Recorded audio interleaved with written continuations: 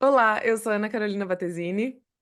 E eu sou Bibiana Fuser, somos fonos, terapeutas alimentares, professoras e agora podcasters. Esse é um espaço de comunicação em saúde voltado a profissionais e pais para trocar e compartilhar sobre os desafios alimentares na infância. Esse é o Ânimo Alimentário, o podcast que vem da alma e fala de alimentação para além do comer. Bem-vindos ao nosso primeiro episódio de 2025. Ei, Ana, chegamos E em 2025. feliz ano novo, que seja maravilhoso, que todo mundo conquiste o que quer e sejam muito felizes. Estamos retomando nossos episódios. Este é o episódio O que a fono de alimentação faz? E por que que a gente vai falar sobre isso, Ana? Então, a gente tá. Eu tô no Brasil, a Bibi passou também com pessoas lá visitando ela nos Estados Unidos, e a gente percebeu que às vezes as pessoas perguntam, tanto as pessoas próximas da gente, quanto esses momentos de Natal e Ano Novo que a gente também teve mais contato com mais amigas e tal, e tudo mais, as pessoas perguntam, tá, mas o que que vocês fazem? Porque vocês trabalham com alimentação, mas aí tu faz a criança comer, vocês fazem coisas saudáveis? Não é a Nutri que faz isso? Inclusive, temos episódio número 2 que é terapia alimentar não é coisa de Nutri, porque também existia bastante esse questionamento. E a gente pensou que talvez seria legal, porque a gente percebeu, eu com algumas amigas, esse 2024, acho que teve 6, 7 amigas que tiveram bebês, e algumas até assim, na introdução alimentar, outras, mas tu não trabalha com amamentação, né? E não sabe exatamente o que a gente faz. Fica nessa, tipo, o que vocês fazem? É bebê? É criança maior? Vocês trabalham com introdução alimentar? Porque isso também não é da Nutri? Ou vocês pegam as crianças que só têm dificuldade? Que outras perguntas que tu disse? O que que a terapeuta alimentar faz? A gente fala, sou terapeuta alimentar, mas tá, o que que isso significa? O que que na prática a gente está fazendo, né? Eu acho que são várias perguntas e é uma coisa que até a gente, se a gente vai responder, né, a gente fica, por onde eu começo a minha resposta? Porque fazer a gente faz várias coisas, né? E acho que é legal a gente falar sobre o que é o nosso trabalho como terapeuta alimentar, né? Quem é que chega pra gente? Onde a gente trabalha, com quem a gente fala, né? Ah, a gente só atende paciente, ou a gente também conversa com escola, ou com quem, com quem vocês conversam? Que, na verdade, a pergunta é bem básica, o que que a gente faz, né? E eu tava aqui agora no final do ano com os meus amigos, eles têm bebê, tem uma criança de 4 anos, e o meu amigo falou assim, tá, Bibi, mas afinal de contas, o que que tu faz então, né? Porque a gente estava falando sobre alimentação, e eu acho que acho que vale começar falando que a gente trabalha com alimentação, mas num nível de relação, né? A gente trabalha num nível de qualidade, qualidade relacional. Como que são momentos de refeição? A gente trabalha em ajudar famílias e crianças a entenderem sobre esses momentos de refeição. E isso pode parecer muito distante, mas existem muitas crianças e famílias que apresentam desafios em relação à alimentação. Hoje a gente sabe que uma em cada 37 crianças, pelo menos aqui nos Estados Unidos, pode apresentar dificuldade de alimentação, especificamente falando de distúrbio alimentar pediátrico. E se a gente pensa, o que que significa isso na rotina de uma família?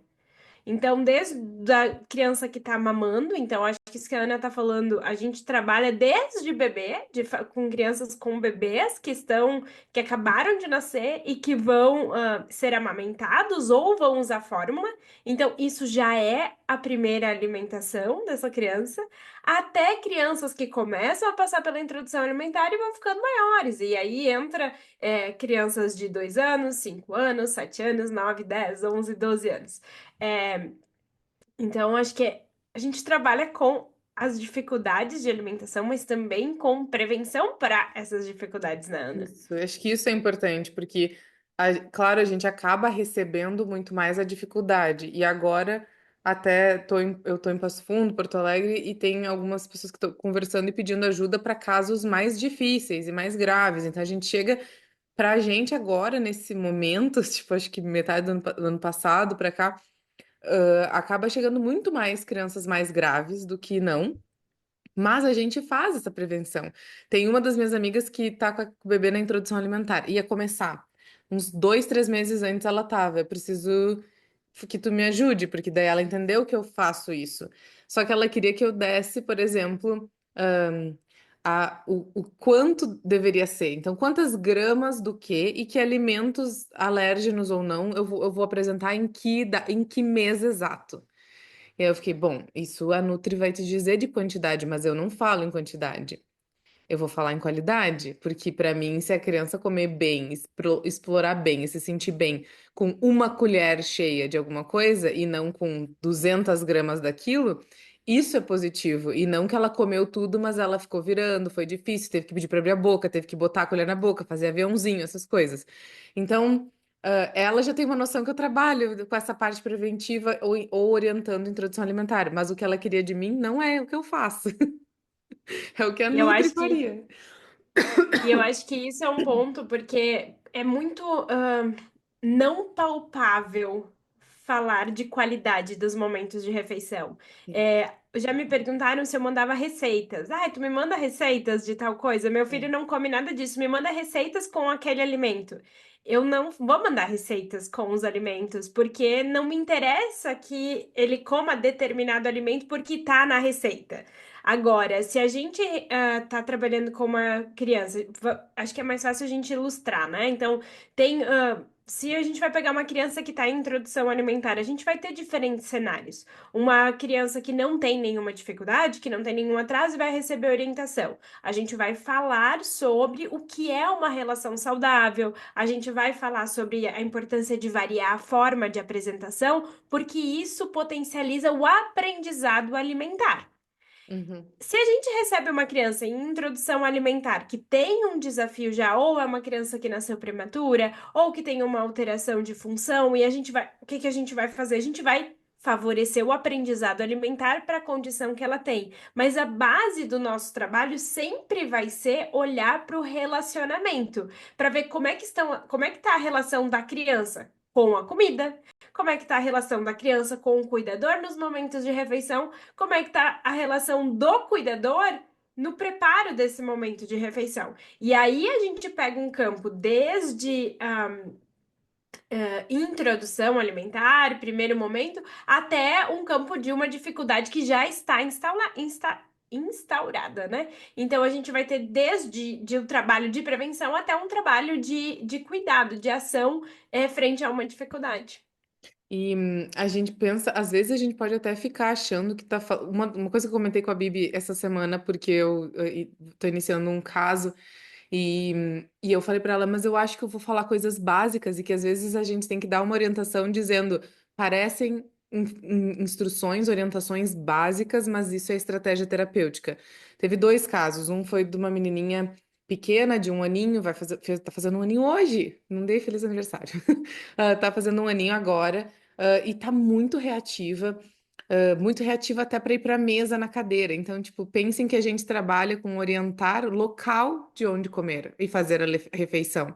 Não tanto em perspectiva e ponto de vista postural tão específico quanto uma TO e uma físio fariam, apesar da gente ter noção do posicionamento minimamente adequado, né, que tem que ter, mas se é uma criança com alguma atraso de desenvolvimento maior e tal, TO e físio vão ter essa orientação muito melhor, mas até local.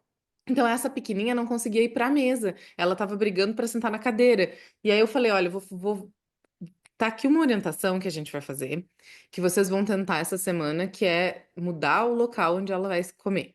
E parece uma orientação simples, e daí isso a gente realmente fala para os pais na hora, né? Tipo, vocês parece orientações simples ou óbvias, mas testem. E aí eu falei isso porque eu recebi o áudio da mãe essa semana dizendo: testei hoje mesmo, no almoço a gente sentou num tapetinho diferente na sala e ela provou 5 coisas. Uma ela botou na boca e tirou, e as outras ela tirou pedaços e comeu, que não são coisas da rotina dela comer. Então, o sentir-se confortável, as fonos que estiverem ouvindo vão saber que a gente fala muito nos 4 Cs, no conforto, na competência, na confiança, mas para os pais, A criança tem que ter conforto, confiança e competência, com uma conexão para conseguir ir para uma alimentação efetiva. E aí, essa mãe, em uma coisa, uma pequena, para gente que tá falando disso toda hora, de novo, aquela bolha que a gente acha que a gente está sendo repetitiva, mas para a gente parece tão pequeno um detalhe, ou para eles ouvindo, ah, tá, vou só trocar o lugar, vai mudar alguma coisa. A criança não se sentia confortável mais na cadeira. Então mudou muito. Parece pouco, mas é muito. E o outro caso desse menino maior também. Ele não tá querendo ir pra mesa mais.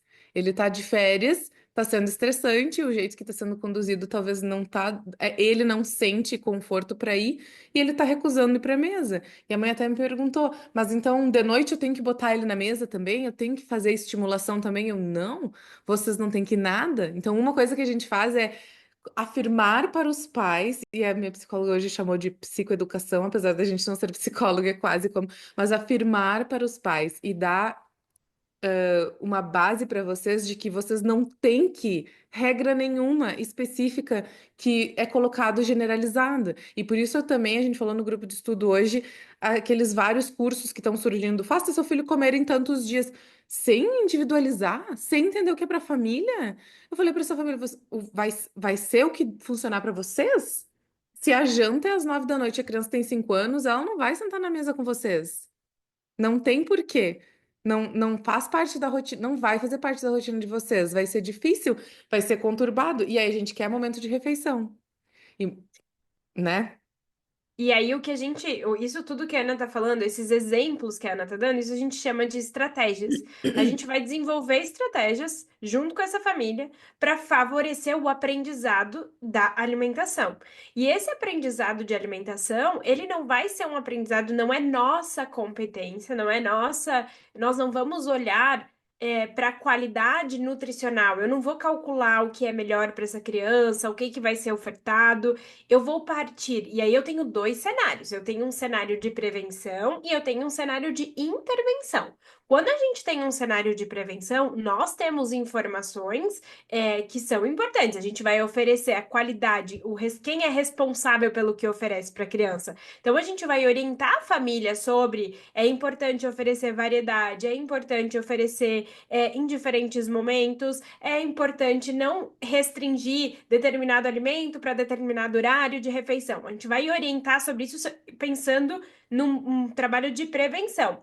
Agora, quando eu já tenho um trabalho de intervenção, eu vou focar no que essa criança está comendo.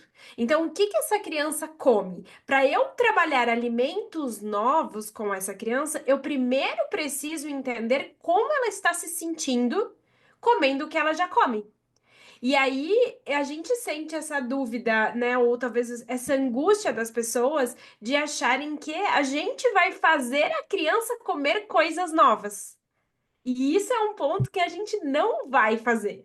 A gente vai favorecer o ambiente, a gente vai criar estratégias, e a primeira e talvez mais importante estratégia que a gente tem é o que a Ana acabou de falar, que é uma orientação parental. A gente vai poder explicar para os pais. Então, o nosso trabalho é muito de conversa com os pais sobre o que são momentos de refeição, o que são momentos de comer, né? Uhum. Essa frase eu vou voltar nela porque, de novo, para mim parece, pra gente pode parecer óbvio, batido, mas é bom sempre repetir. O adulto não é para fazer a criança fazer nada. Nesse momento de desenvolvimento de primeira infância, a gente não faz, não obriga. Essa visão do adulto ser o que comanda tudo que acontece na criança, ela é mais antiga. Já existem estudos, já não é mais para ser assim. Então, a gente não faz, o terapeuta, nem vocês pais, a gente não faz a criança comer. Ninguém vai fazer. A gente vai favorecer. Eu estava falando com uma fono que ela disse: Ah, eu já faço ele lamber, eu já faço ele morder. E deu. Aí eu esperei um pouco, depois eu tive que dizer: Você não faz nada, a não ser que você está forçando, porque o fazer até leva à conotação do forçar. Porque eu estou fazendo, é eu sobre o outro. E desenvolvimento infantil é um ser humano se desenvolvendo, não é porque não está pronto ainda que é inferior, que a gente tem que mandar, que a gente tem que obrigar, que a gente tem que fazer. A gente não tem que fazer a criança fazer, a gente tem que dar oportunidade para ela desenvolver. Se a gente quer fazer uma criança caminhar, funciona? Ah, eu vou pôr ela de pé aqui e vou dizer, ah, eu mexi a perninha dela, eu levei, eu fiz ela caminhar. Não, a criança só vai caminhar quando ela conseguir caminhar. E se deixarem ela cair várias vezes, e deixarem ela desenvolver, deixarem ela se segurar, deixarem ela se apoiar e tentar e cair. E na alimentação, a gente, o que a gente faz? A gente olha para o desenvolvimento e processo de alimentação para dizer para os pais: você bota a criança a caminhar e faz, ou ela caminha quando ela consegue? A alimentação é um processo de aprendizagem, ela vai conseguir comer. Se ela não conseguiu, teve fatores que a gente vai olhar. Às vezes a gente não vai chegar num ponto principal de tipo falando com os pais, é essa coisa aqui que fez tudo isso, porque é multifatorial, é complexo. E aí, entrando no momento de refeição, outra coisa é a gente vai sempre falar em momento de refeição. E aí também entra uma coisa que é porque é uma orientação geral, se a gente for pensar mais generalizada, tanto no Instagram quanto em outros lugares, tipo, bote a criança a comer com a família. Se pensa que isso tem que ser feito sempre. E aí, o que que eu fiz com essa família essa semana?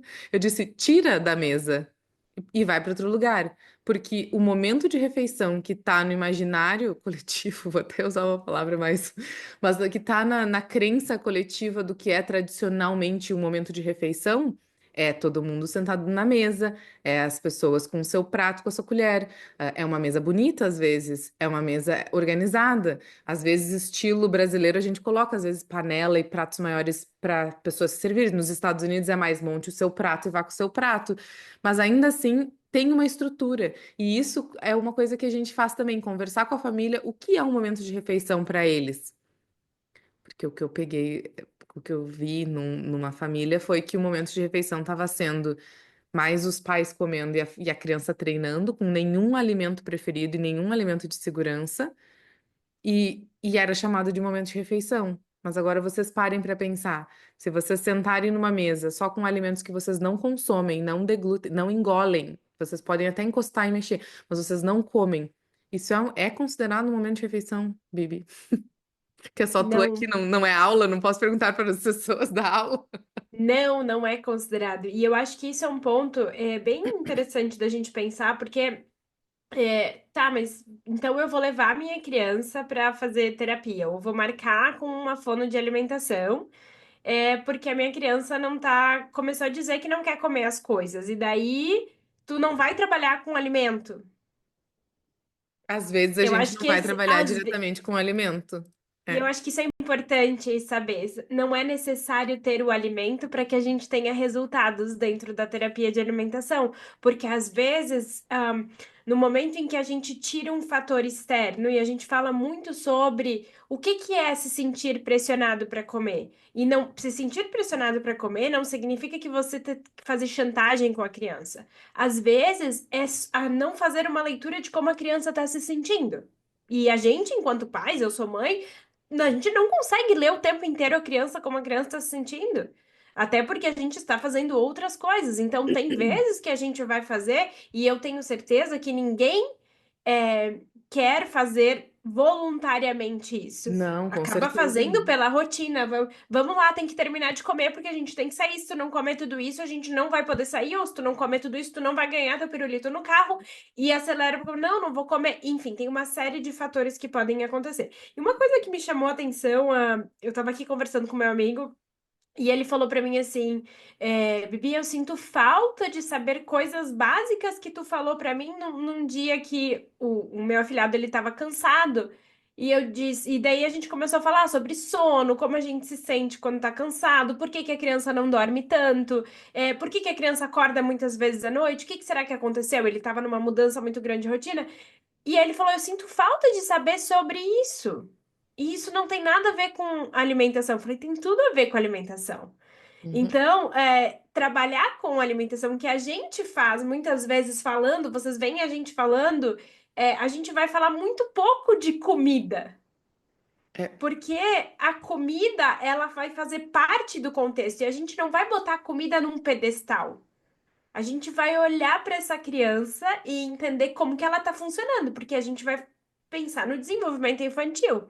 E, de novo, a gente vai favorecer o aprendizado, porque comer é uma habilidade aprendida, não só do ponto de vista motor oral, mas também de experiências positivas, experiências negativas. Muitas vezes as famílias precisam de ajuda para entender como é que se organiza uma rotina. É, Porque também tem essa questão toda vez que me pede comida eu dou, mas chega no momento da refeição não quer comer. Ou nunca quer comer e eu tô o tempo todo oferecendo, porque ela nunca quer comer. isso é E uma aí coisa que a gente vai fazer também com as famílias. são pequenos ajustes que são muito significativos e precisam ser pensados individualmente. E a gente estuda muito constantemente para entender como que a gente vai fazer esses ajustes. Porque, né, não são. Isso que a Ana falou, por exemplo, de mudar o lugar, mudar o momento de refeição. Funciona para todo mundo? Não, não funciona. Mas a gente tem que saber olhar e identificar qual é a mudança que a gente vai fazer. Então, o É. que a gente faz? A gente E trabalha com criança, né? e com alimentação e momentos de refeição. Isso tudo que a Bibi falou, um ponto é, a gente vai falar em alimentos num segundo momento, porque não adianta a gente pensar em expansão, e que sim, terapia alimentar vai ter expansão de cardápio, vai ter expansão de inventário, mas ela vai ser depois que a relação está estabelecida, depois que a relação está melhor, que a criança se sente confortável naquele momento, que ela já consome alguns, e aí a gente vai pensar em expandir. Nunca, quase nunca, o nosso trabalho vai ser pensar em expandir coisas sem existir uma relação. E quando a gente entra em crianças com atraso de desenvolvimento, neurodivergentes, é mais claro ainda para a gente que trabalha com isso que não vai haver expansão de cardápio se a criança nem consegue trocar o utensílio dela. Aí é todo um outro podcast, né? Eu sei, a gente vai ter um específico de TEA. Já tem até uma pessoa que a gente quer chamar que vai estar com a gente. Mas assim, em TEA, por exemplo, criança que está no transtorno do espectro autista, se ele considera que o mamar dele é o utensílio e o leite e não consegue sair disso, a gente não vai conseguir ter alimentos novos. Não vai adiantar expor e fazer encostar, fazer, e eu estou usando a palavra fazer porque se a gente está pedindo para encostar e pedindo para beijar, a gente está fazendo a criança fazer, não é da vontade dela. E é também, então, conversar com os pais e tentar desconstruir. Boa parte do nosso trabalho é desconstruir o que é colocado pela sociedade ou o que a pessoa trouxe de vivência da família dela, da cultura dela, de dizer, não, mas como é que eu vou dar bolacha no almoço? Como é que eu vou dar feijão de manhã às 8 da manhã? Ué, esse feijão é um dos 5 alimentos que a criança come, ele pode ser em qualquer momento do dia. E acho que isso as famílias nunca pararam para pensar. Eu posso dar feijão de manhã e eu posso dar só bala de goma no almoço. Meu, como é que eu vou dar bala de goma no almoço? É sobremesa? Por que não? Por que não pode ter a bala de goma junto com um brócolis do lado? Então, é desconstruir o que essas regras que são imaginárias, são Acabam sendo colocadas pressão. que E são. essas regras que são colocadas pela nossa cultura, pela nossa história, essas regras acabam pressionando e sendo o que a gente chama de práticas contraproducentes, práticas contraprodutivas para esses momentos de refeição e que afastam essa criança do querer comer.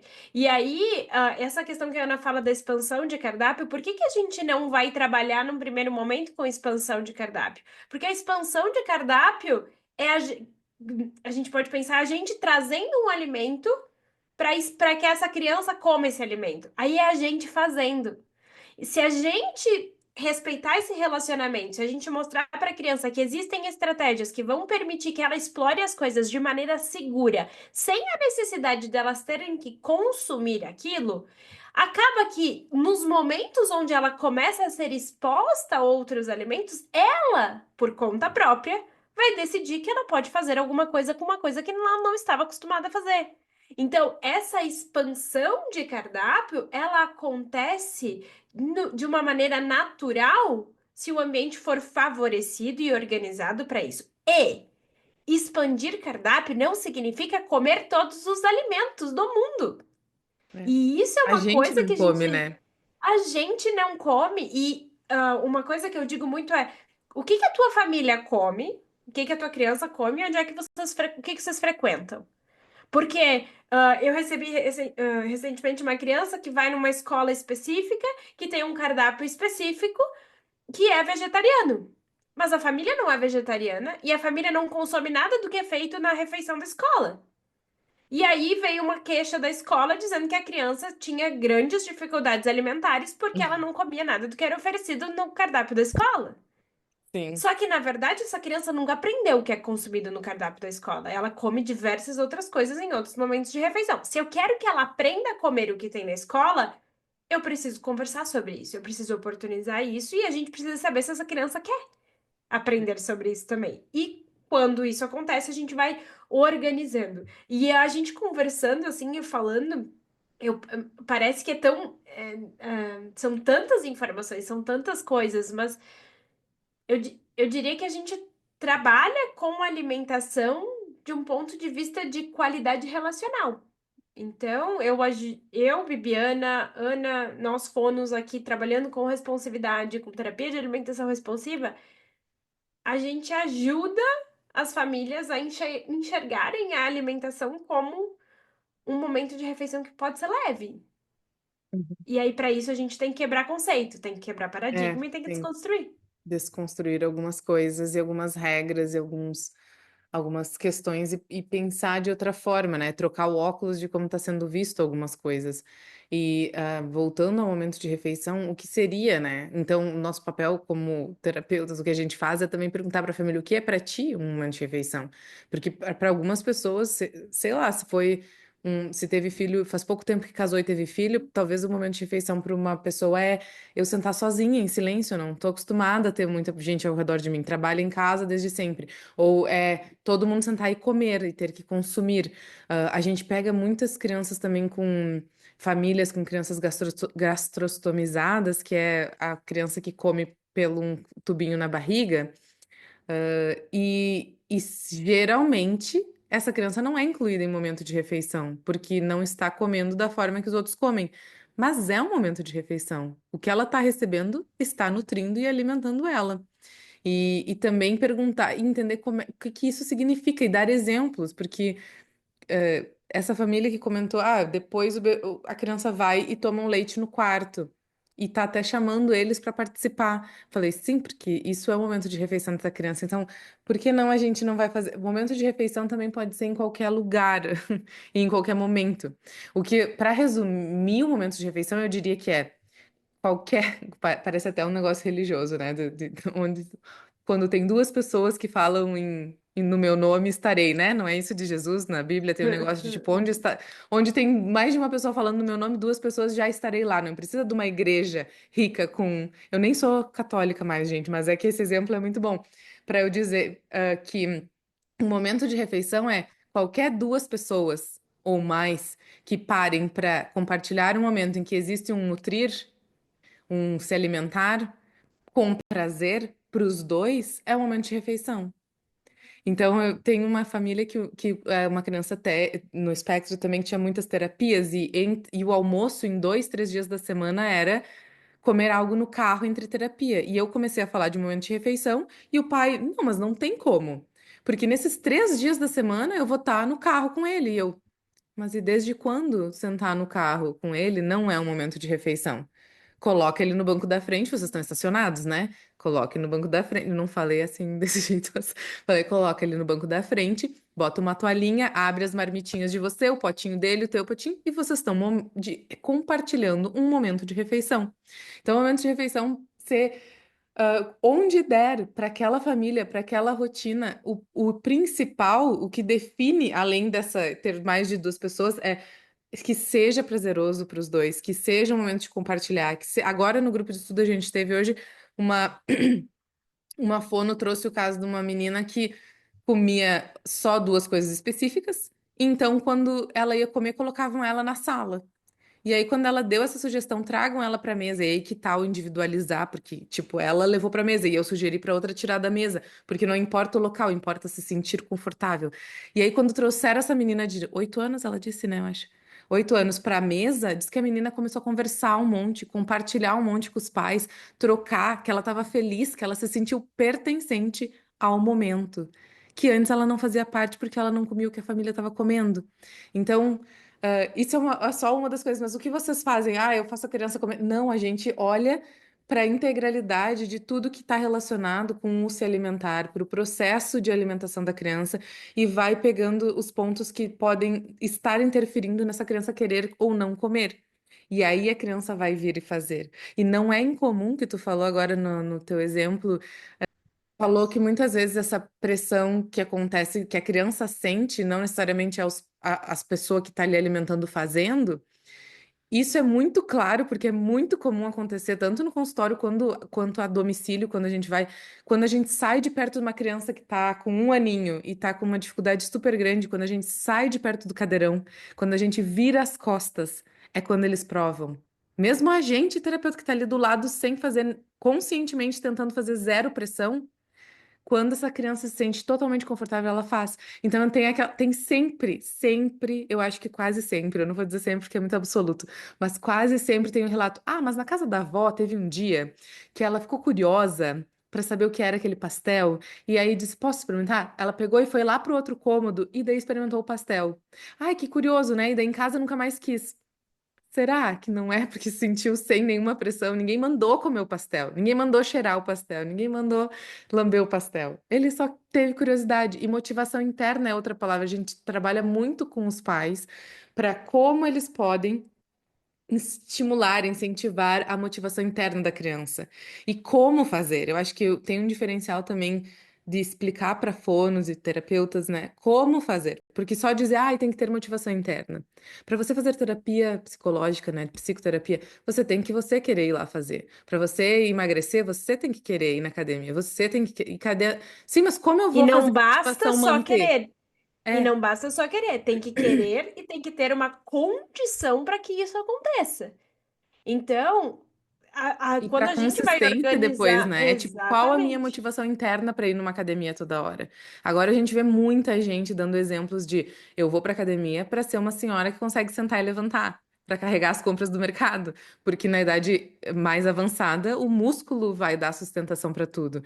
E aí muita gente que eu tô vendo, não sei se é o meu Instagram na minha bolha, mas muita gente a motivação interna é eu quero ser saudável, não eu quero emagrecer e ter um shape perfeito. E aí é isso, como incentivar, qual é a motivação interna da criança? Quando a gente fala nos bem pequenininhos, é pensar o que é divertido para eles, o que eles gostam. A gente pergunta, como terapeutas alimentares, a gente pergunta o que a criança gosta de brincar e como é que ela aprende. E às vezes os pais não sabem, vocês pais não sabem responder direito como é que ela aprende, porque nunca pararam para pensar. E do que gosta, porque é através das coisas favoritas das crianças que elas vão mostrar como a gente pode nos conectar, primeiro, porque tem que ter conexão, e segundo, direcionar o que elas querem fazer e a gente incluir os fatores de alimentação dentro do que a criança está gostando de fazer, e não a gente montar. Então, se vocês também existe uma estruturação do que a gente quer naquela terapia, naquela sessão, por exemplo, mas a gente não coloca esse alimento, essa coisa e assim espera que isso aconteça nessa ordem. É muita criatividade e jogo de cintura para mudar, porque se a gente pensou, vou trabalhar a banana porque já gostou alguma vez, a mãe já encostou, e chega lá e a criança não quer chegar perto da banana, a gente tem que ter outras Trabalhar outra estratégias coisa. e outras ideias para fazer e deixar a banana ali do lado. E depois a criança quer brincar com um carrinho. E eu não queria brincar com o carrinho, eu não planejei brincar com o carrinho. Mas esse carrinho tem um que tem uma caçamba. Quem sabe eu posso transportar a banana de um lado para o outro. E aí a criança vai brincar e interagir com essa banana. Então a gente vai ter brincadeiras lúdicas com alimentos também. Isso também é feito, né, em terapia de alimentação. Mas com um objetivo ou tanto de relacionamento com aquilo, ou quando está mais na frente de expansão, ou de conforto, ou como fonoaudiólogas só a nossa profissão, daí não outras profissões terapeutas.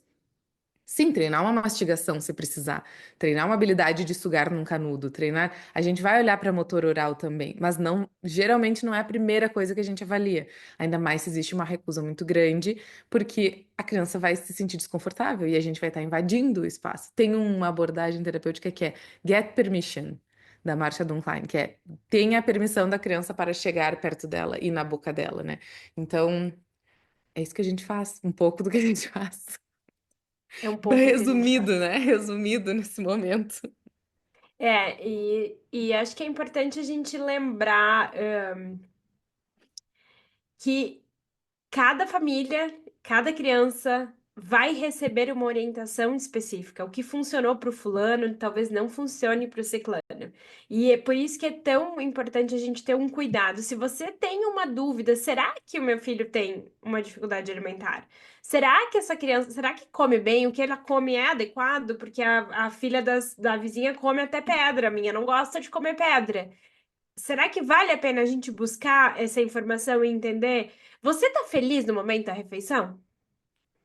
Vocês, enquanto família, quem tá ouvindo a gente, não importa se é pai, se é mãe, se é avó, se é tio, se é dindo, você se sente feliz compartilhando um momento de refeição?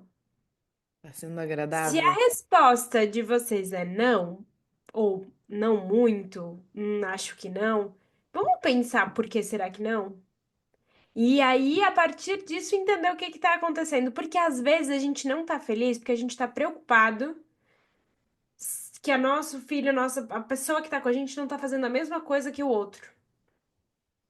E às vezes tá tudo bem. E aí ouvir de alguém que tá tudo bem e que a gente precisa fazer algumas adaptações vai tirar um peso muito grande das costas de quem tá ali e vai deixar, tirando o peso das costas, já tira a pressão que a gente tá falando. E aí os momentos começam a ser ressignificados.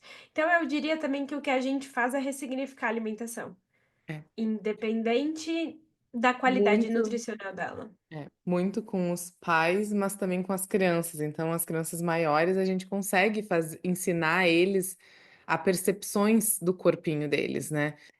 Por exemplo, tinha uma criança outra criança que eu vi que também estava um pouco acima do peso, e esses tios, não eram nem os pais dele, mas os tios estavam comentando muito sobre esse sobrepeso. E daí estavam falando muito, nossa, e essa barriguinha? Nossa, como você tá grandinho, nossa, como você come rápido. Que daí também não se pensa tanto que a fono, terapeuta alimentar, poderia ajudar de alguma forma, mas essa percepção do corpinho, eu tentei orientar esses tios, que eram pessoas próximas, de por que que a gente tá falando no corpinho dele. Deixa o corpinho dele ser assim, se ele tá comendo a mais e rápido, tem alguma razão que a gente não vai saber porque a gente não tá ali na casa, na família, não sabe o porquê que a criança tá sentindo a necessidade disso. Mas aí, como eu tava perto, tava tendo uma janta, eu falei pra ele: Você sente a sua barriguinha? E isso é uma coisa que a gente faria em terapia, né? A gente faz em terapia, mas eu fiz em um momento que não era de terapia, mas a gente faz em terapia, que é falar sobre a percepção da regulação interna de fome e saciedade, num termo mais técnico, e no menos técnico é conversar sobre qual é a sensação que tem na barriguinha. Então, eu tentei falar com os tios, mas com a criança eu fiz o nosso cérebrozinho e a nossa barriguinha conversam. No momento que o seu cérebro pode perguntar para sua barriguinha: Barriga, você já tá cheia? Você já tá sentindo que foi bastante? E não assim, nossa, você tá comendo muito, nossa, você tem que parar, porque eram essas frases que estavam acontecendo, né? Nossa, você já comeu rápido, nossa, por isso você tá desse tamanho. É tipo, você tá sentindo sua barriguinha? Pergunta como é que tá. E aí, no outro dia, outro momento, outro dia, eu de novo tava e ele falou assim: ele começou a comer, ele me chamou, né? E disse: Sabe o que eu perguntei pra minha barriguinha? E ela já tá cheinha.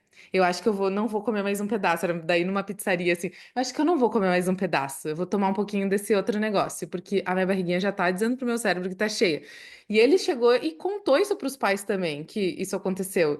E achou legal. Então. Nosso papel é com os pais de ressignificar, e com as crianças maiores a gente consegue. Claro, ele ainda é pequeno, e com os maiores dá para ter uma conversa muito mais, mas é elaborar também para a criança e adolescente como eles se sentem. Não tanto só no sobrepeso, esse sobrepeso é um exemplo, mas é uma alimentação que pode estar interferindo em algumas coisas, até nessa relação com esses tios que estavam só falando nisso. Tipo, parem de falar nisso. E outro aspecto, além disso, que a gente faz muito, a gente nomeia para a criança, ajuda ela a identificar o que ela está sentindo e explica que é um processo de aprendizado, porque às vezes a gente vai dizer, minha barriguinha tá cheia. E aí dá 2 minutos eu tô com fome de novo, mas a sua barriguinha tava cheia ou não tava? Ah, ela não tá, agora ela tá vazia de novo. Tá bom, então a gente. E aí a criança vai entendendo como que ela vai se sentindo. E aí, para isso, a gente usa muitas resoluções de problema. Como que a criança resolve um problema? E aí a criança, porque às vezes a criança diz, eu não quero comer isso, esse feijão tá no meu prato, eu não quero isso. E ao invés de eu dizer, ah, não come o feijão, ou tem que comer o feijão, você, podemos tirar do prato? Onde é que a gente pode pôr o feijão? O que que a gente E faz aí com isso, né? a gente acalma essa ansiedade do momento de refeição. Eu vou misturar um pouco o assunto, mas eu lembrei da Mafê, da Maria Fernanda Sim, eu Sestag, tava que pensando também que ela falou isso, né? ela fez no Instagram, a gente até pode compartilhar depois um vulcão. Ela postou um desenho de um vulcão em erupção. Porque a criança que tá dizendo, eu não quero isso, eu não como aquilo, eu não gosto daquele outro, tem um monte de coisa fervendo embaixo para isso estar saindo. Então a terapia acaba ajudando essa criança e a família a identificar o que talvez está causando essa erupção de coisas. E quando necessário, a gente vai fazer encaminhamento. Às vezes tem alguma questão dentro da boquinha que precisa ser olhada, às vezes dentro do intestino, às vezes dentro da barriga, às vezes em vários subsistemas que a gente precisa avaliar e entender o que está acontecendo, né? E por isso que para as crianças menores se fala muito com os pais também, porque eles vão estar só mostrando sinais de estresse, mostrando sinais de aceitação, e que ninguém é treinado para isso, né? Pais, Bibi, tu é mãe, te treinaram para como ser mãe? Não se treina Não. como ser mãe, não, não existe uma faculdade. Hoje eu falei na terapia também, devia existir uma faculdade só para ser pai, uma formação específica de como fazer algumas coisas, como lidar com algumas coisas e ainda assim vai ter muitos erros, né? Porque a gente não tem como acertar em tudo porque somos seres humanos, mas essa é uma coisa, quando são pequenininhos, a gente ajuda, como o que a gente faz. Uma coisa que a gente faz é filmar, pedir para filmarem também e sentar com os pais e mostrar, ó, vocês percebem que esse movimento do pezinho, do rosto, do corpo, da mão, são movimentos de estresse? Essa menininha que sentou em outro lugar com a mãe, ela faz um tchauzinho e mexe na orelha. E aí é um tchauzinho, porque ela usa como dar tchau também, esse movimento. Mas assim que colocou a colher na frente dela, ela fez e botou a mão para trás da orelha. Isso é claríssima comunicação. Claríssima pra gente que treina olhar isso.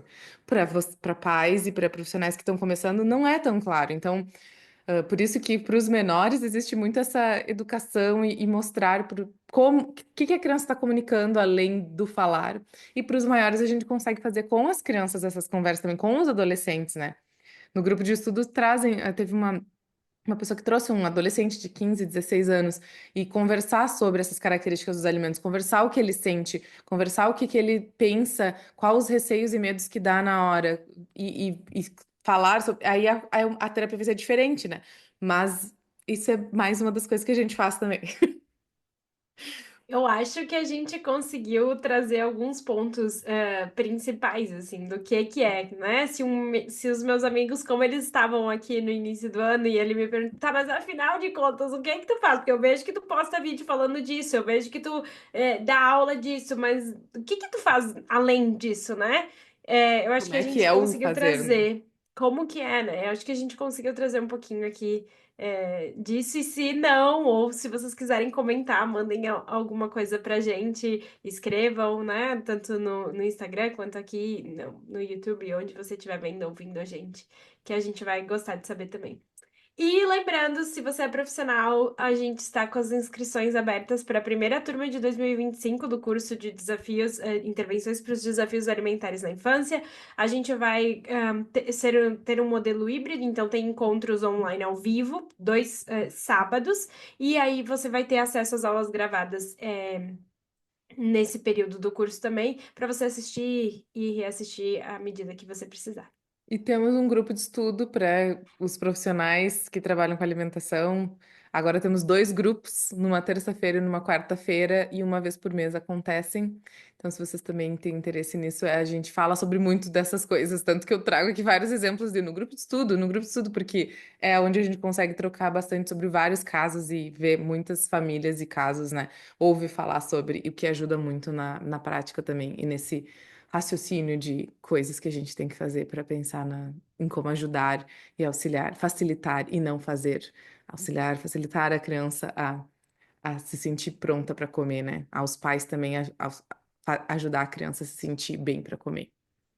E se vocês acharam que esse vídeo, né, faz sentido, podem mandar para alguém. Ah, eu acho que a filha do fulano precisava ouvir isso. Eu acho que ela não come muito bem. Encaminha esse vídeo e a gente tá aqui para poder ajudar você. Se a gente não puder ajudar, a gente com certeza Caminho. conhece alguém que pode. Conhece alguém. Isso, valeu.